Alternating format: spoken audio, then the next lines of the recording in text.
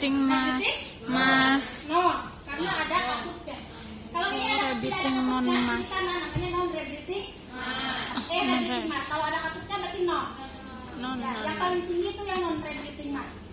Berarti dia nanti jumlah oksigen yang masuk itu 100%. Ya. Kemudian ada simple mass. Ini simple mass ya. Simple mass itu tidak ada ini ya, tidak ada reservoirnya.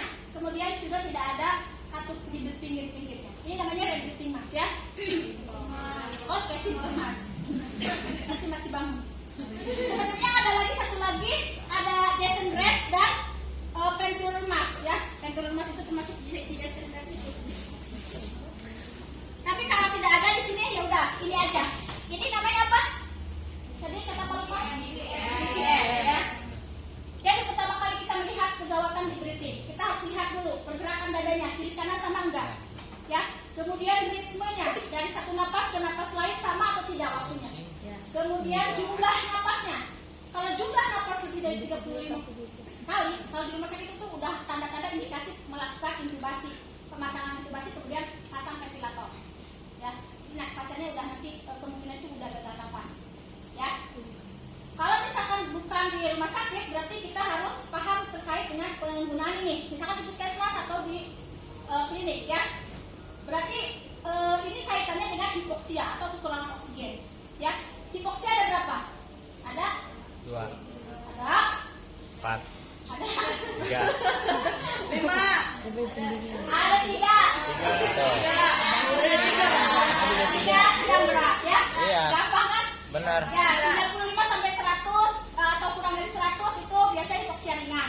Cukup menggunakan nasal kanul ya.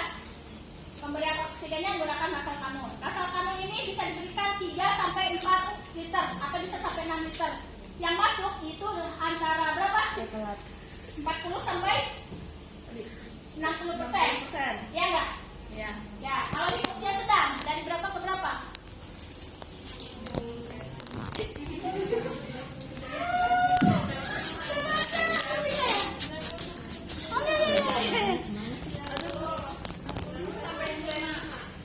Berapa?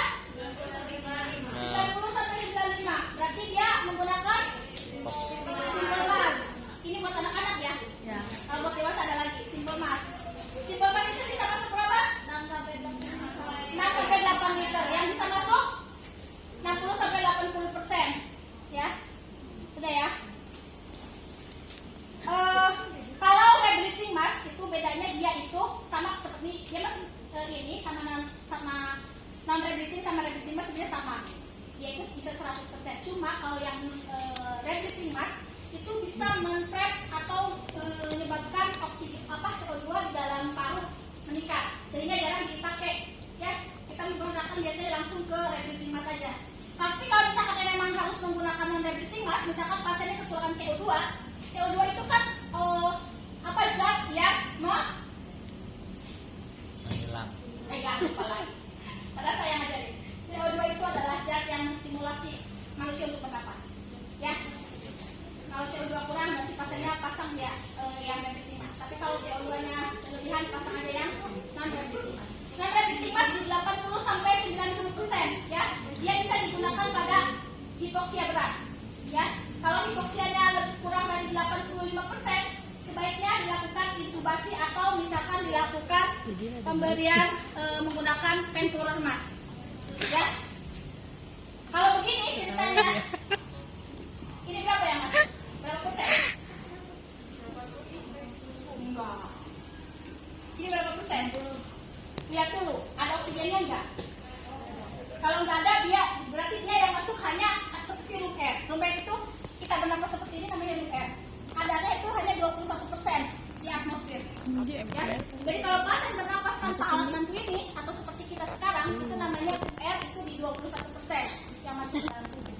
Berarti kalau ini tanpa oksigen itu sama aja seperti kita bernapas tanpa menggunakan alat bantu. Ya. Tapi kalau dia disatukan atau dipasangkan dengan oksigen, dia bisa jadi 100%. Ya. Jadi jangan salah ya. Begging aja. Kalau di rumah sakit namanya bedding ya. Kalau di sini melakukan ventilasi. Lakukan ventilasi aja. Nggak lihat dulu pasang oksigen apa tidak. Pasiennya mati aja. Iya, ada itu banyak. Hati-hati ya. Melakukan ventilasi itu tidak sembarangan. Ya. Ini isinya 1.500. Ya. Apakah semuanya harus dimasukkan? Berapa? Yang dimasukkan? Setengah? Iya. Dari mana dari setengah? Ayo sebelah sini. Yang masuk dari BVM kita itu dari tidal volume namanya. Tidal volume itu adalah volume 1 kali inspirasi. Berarti 1 kali inspirasi napas manusia itu berapa? Berapa mililiter? Ya biasanya dalam mililiter. Nggak ada yang sampai liter. Itu dihitung dari berat badan 10 sampai 15 5 sampai 15 mililiter per kilogram berat badan. Biasanya kita ambil di 8. Berarti 8 berat badan kamu berapa? Nggak tahu. Kemarin kan sudah saya bilang ya. Sudah tinggal 1 ya. Gini, kita orang kesehatan. Orang kesehatan itu minimal kita tahu. Seru banget loh. Berapa berat badan? Ada apa berat badan? Apa? Masih ada. 5 kali 8 berapa? Seru. 400 berarti dari 1.500 di sini berarti yang akan kita masukkan cuma 440. Berarti cuma sepertiganya aja. Jadi jangan sampai ketika dia di bedding atau di melakukan ventilasi seperti ini, nanti paru-parunya pecah. Aduh. Namanya baru trauma. Kemarin kan kita udah belajar ventilator ya sama saya bukan? Lupa lagi ya. Tuh pikun. Harus belajar sama siapa kali ya? Sama pacar ya? Iya bu. Boleh pak. Sama Patri. Lu masak. Ya, jadi nanti maksudnya segini aja, jangan banyak-banyak ya. Sepertiga aja, oke? Oke. Oke. Udah? Selesai? Belum. Tadi kan Ini baru mau diudah. hipoksia ya.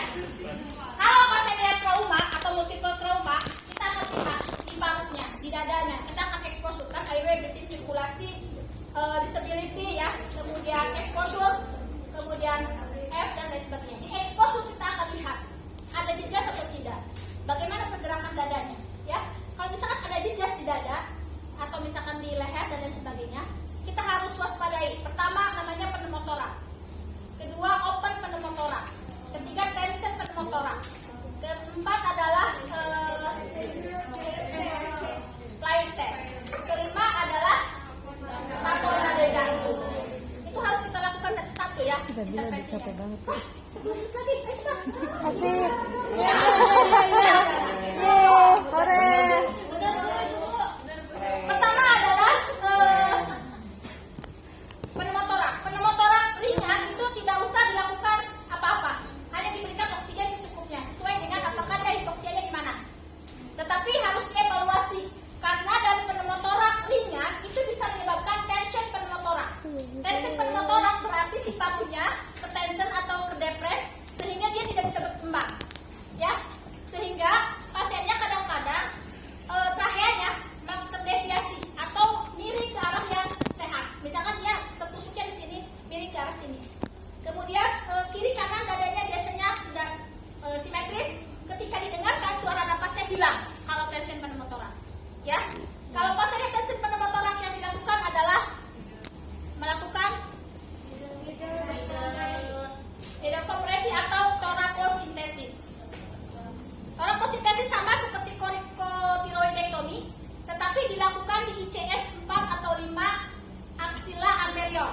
Ya, aksila anterior dicabut sama menggunakan ini juga needle ya, menggunakan kalau ini mah boleh needle yang sebesar-besarnya. Kalau misalkan tidak ada dokter berarti perawat yang melakukan. Tadi dicari aksila tusuk. Setelah ditusuk dikeluarkan udaranya. Kalau darahnya keluar langsung harus didep. Tapi kalau udaranya keluar, keluarkan udaranya. Kalau bisa pasang OSD. Kalau misalkan tidak bisa berarti pasiennya harus dilakukan chest tube. Ya, pemasangan tube di chestnya. Itu torakosintesis. Kalau dari saya pneumotoraks. Seperti apa sih tension pada motorak? Nanti kita akan ada simulasinya. Kita dulu mana ya? Tahu nggak sih? Enggak gitu ini. Sorotan IG gue nggak ada postingannya sendiri, bah. Postingan IG gue nggak ada sorotan yang sendiri gitu loh. Pegang semua. Iya. Allah. Paru itu ada namanya pleuranya ya. Si pleura itu ada yang dalam, ada yang di luar. Ada visceralis, ada lateralis, ya. Ini sepertinya seperti pleura, kemudian ini seperti paru ya. Jadi dia nempel. Kalau aslinya kalau yang normal itu nempel. Hanya dipisahin dengan cairan pleura namanya. Dan itu juga tidak banyak. Tetapi kalau misalkan dia terjadi tension pneumotorak, si parunya kisut, jadi posisinya seperti ini. Jadi sini pleuranya terisi udara, ini parunya di sini. Maka tadi kita melakukan thoracosintesis atau kompresi, needle compression, ya. Dilakukan seperti ini, dikeluarkan udaranya. Nanti dia akan mengembang, tidak akan meliputi seperti ini lagi. Paham ya? Misalnya ini tension pneumotorak, harusnya kan segini nih parunya. Karena ini kita tusuk nih udaranya di sini. Ya, dia keluar, lalu dia akan mengembang lagi. Paham ya? Itu tension pneumotorak. Oke. Selanjutnya ada open pneumotorak gampang, hanya dilakukan pembalutan 3 sisi. Tapi sisinya harus rekat ya, rekat ya. Jangan sampai ada lubang yang masuk. Ya. Dilakukan sucking wound ya. Kalau kasa boleh nggak? Sebenarnya kasa boleh, tapi kasa itu ada lubang-lubangnya yang memungkinkan untuk udara atau oksigen yang ada di paru keluar sendiri ya. Yang ideal adalah menggunakan aluminium foil, tapi jangan dibakar ya. Bisa ini enggak? Kameranya? Ini ada gambaran ini. Kelihatan ya? Enggak, Bu. Ada rambut. Biar pelatihan. Kalau pada Pisces digunakan harusnya handuk yang ada tebal, yang ketat, kemudian di dek bagian yang patahnya, kan itu patah 2 atau 3 segmen yang melayang sehingga dia tidak bisa ikut temennya, ya. Paham ya? Jadi si tiganya itu patah di 2 atau 3 segmen. Kita cari handuk yang agak ketat, misalkan ini handuk ya. Kalau misalkan di rumah sakit lah biasanya banyak pembalutnya. Kalau misalkan balutannya kalau di orang biasa di rumah atau di tempat lain, handuk yang ketat kemudian ditaliin pakai tali apa aja.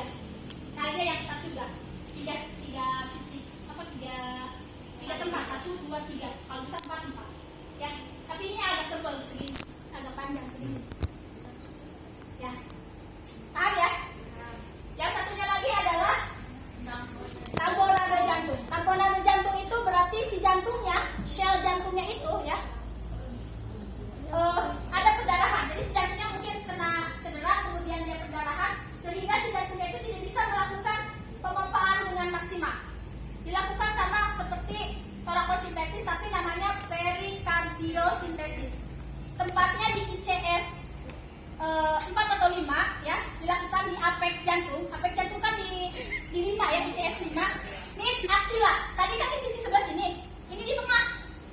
Tadi kan di sisi kalau thoracosintesis ya. Kalau kalau perikardiosintesis itu di kiri pasti, karena jantung di kiri. Dan di tengah. Ini clavikula tengahnya. Jadi di sini dilakukannya. Posisinya 45 derajat ya. Anggap saya pakai handphone. Kalau tamponade jantung yang keluar itu pasti darah. Ya. Kalau misalkan di rumah sakit dilakukan sama melakukannya menggunakan CPP, Central Vena Catheter. Jadi melakukannya panjang, masukin, nanti setiap berapa jam sekali dikeluarkan darahnya. Ya. Makin banyak darah yang keluar, makin cepat dia sembuh. Ya. Ini dilakukannya 45 derajat ya. Dari sebelah sini biasanya, atau dari sebelah sana bisa. Pokoknya dari di kiri ini lakukannya. Biasa di sini. Kelihatan nggak? Nah, tapi ini harus dokter spesialis di rumah sakit juga. Tapi kalau misalkan kita di Papua ya, tidak ada orang, terus kita tahu lakukan saja. Ini clavikula di ICS 5 dengan posisi 45 derajat. Udah gitu ditarik darahnya. Biasanya ditarik darahnya bisa untuk ketutupan. 2 jam 10 cc atau misalkan 100 cc bisa. Ada bahkan bisa nyampe di 2.500 cc. Tapi harus dikontrol ya perdarahannya. Kalau misalkan sebanyak itu berarti pasiennya harus ditransfusi dan diresusitasi